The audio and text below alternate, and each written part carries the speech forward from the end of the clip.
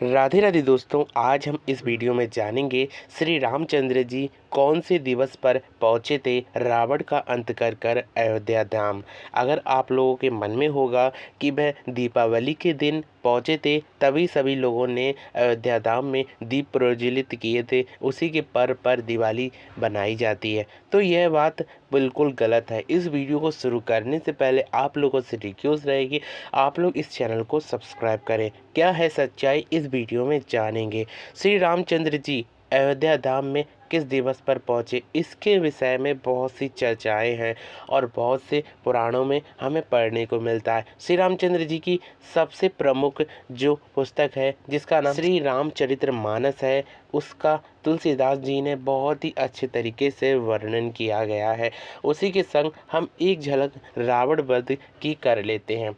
रावण का वध होना संभव नहीं था। जब विभीषण जी ने बताया कि रावण का वध तभी हो सकता है जब उसकी नाभि में जो अमृत है उसे मारा जाए, उसे टाला जाए। इसके पश्चात श्री रामचंद्र जी ने उसकी नाभि पर जब अपना वार चलाया तब उसके पश्चात रावण का अंत होना संभव हो पाया। इसी के संग सभी लोग कहते हैं कि विभीषण के कारण ही श्री रामचंद्र जी ने रावण का अंत किया था, लेकिन यह बात सच नहीं है क्योंकि वह तो अलौकिक है, मर्यादा पुरुषोत्तम है। इसी के कारण रावण का अंत करने के लिए विभीषण की सहायता ली, लेकिन वह तो जगत के नियंता है, उनसे कौन सी बात छिपी हुई है। इसके संग यह बात सिद्ध होती है कि भक्त वत्सल भगवान स्वयं श्री रामचंद्र जी मर्यादा पुरुषोत्तम होने के नाते रावण का अंत करने के लिए विभीषण की सहायता लेते हैं।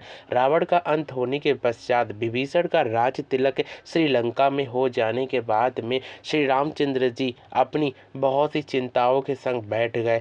सभी वानर सेनाओं के संग सुग्रीव ने आकर पूछा कि प्रभु आप बहुत ही ज़्यादा चिंता में क्यों बैठे हुए हैं, अब तो रावण का अंत हो चुका है, सीता माता भी आपके पास आ चुकी हैं, तब आप क्यों चिंतित हो रहे हैं। तब वह बताते हैं कि 14 वर्ष पूरे होने में केवल एक दिवस बचा है, जिसके पश्चात मैं अपने भरत से मिल पाऊंगा। अगर मैं 14 वर्ष का एक भी दिन बढ़ा या एक भी घड़ी बढ़ी तो मेरा भरत मुझसे नहीं मिल पाएगा। उसने पहले से ही वचन दिया है कि अगर आप एक भी दिवस बाद आए तो मैं चिता में समा जाऊंगा और जिसके पश्चात मेरा भरत मुझसे दूर हो जाएगा। श्री रामचंद्र जी की यह बात को सुनकर कुबेर के पुष्पक विमान पर जब श्री रामचंद्र जी के संग समस्त वानर सेना आई तब श्री रामचंद्र जी ने कहा कि शीघ्र से शीघ्र मुझे अयोध्या धाम में पहुंचना होगा, नहीं तो मेरा भरत मुझसे बहुत ही ज़्यादा दूर चला जाएगा। इसी के पश्चात हनुमान जी को एक सन्यासी के रूप में भेजकर उनकी परीक्षा के स्वरूप में पहुंचाने के लिए जब भरत जी के पास भेजा जाता है अयोध्या धाम में, तब भरत जी स्वयं जान जाते हैं कि श्री रामचंद्र जी आ रहे हैं, उनके लिए बहुत सी तैयारी करनी चाहिए। तब श्री रामचंद्र जी की तैयारी के स्वरूप में उन्हें बहुत ही ज़्यादा कार्य करना पड़ता है। पूरी अयोध्या धाम को सजा दिया जाता है क्योंकि 14 वर्ष के पश्चात श्री रामचंद्र जी अपने महल पहुंच रहे हैं। तब श्री रामचंद्र जी पुष्पक विमान से सभी अयोध्या वासियों को सुख देने के लिए अयोध्या धाम के महल में पहुंचते हैं और जिसके पश्चात भरत से उनका मिलन हो पाता है। लेकिन यह बात क्या सच है कि दीपावली के दिन ही श्री रामचंद्र जी पहुँचे थे? तो ऐसा सच नहीं है। नवरात्रि के दूसरे दिन यानी कि विजयदशमी को जब रावण का अंत कर कर श्री रामचंद्र जी इस विषय में सोच रहे थे तो उनके पास केवल एक ही दिवस था, जिसके पश्चात वह अपने भरत से मिलने के लिए तुरंत ही पुष्पक विमान पर बैठने के पश्चात अपने अनुज से मिल पाए थे। और यह रामचरितमानस में भी कुछ ऐसा ही वर्णन मिलता है कि 14 वर्ष के एक दिवस पश्चात ही भरत से मिले थे, क्योंकि 14 वर्ष पूर्ण हो जाने के बाद ही रावण का अंत होना संभव था और इसी के संग श्री रामचंद्र जी को 14 वर्ष का वनवास मिला था।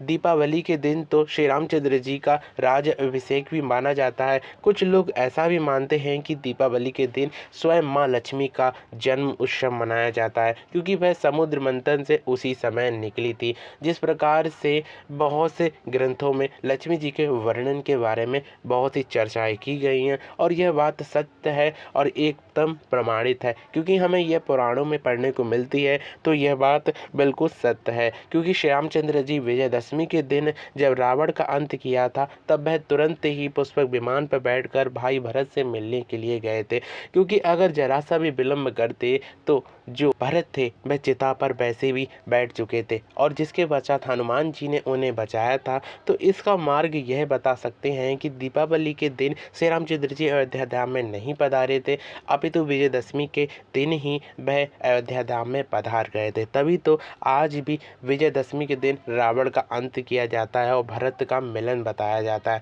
वह दूसरे ही क्षण में भरत से मिलने के लिए पहुंच गए थे। तो इसी के संग एक नए सीक्रेट के संग फिर से हाजिर होंगे, एक नई गाथा के संग। तब तक के लिए मेरे संग प्यार से बोलते रहिए हमेशा राधे राधे।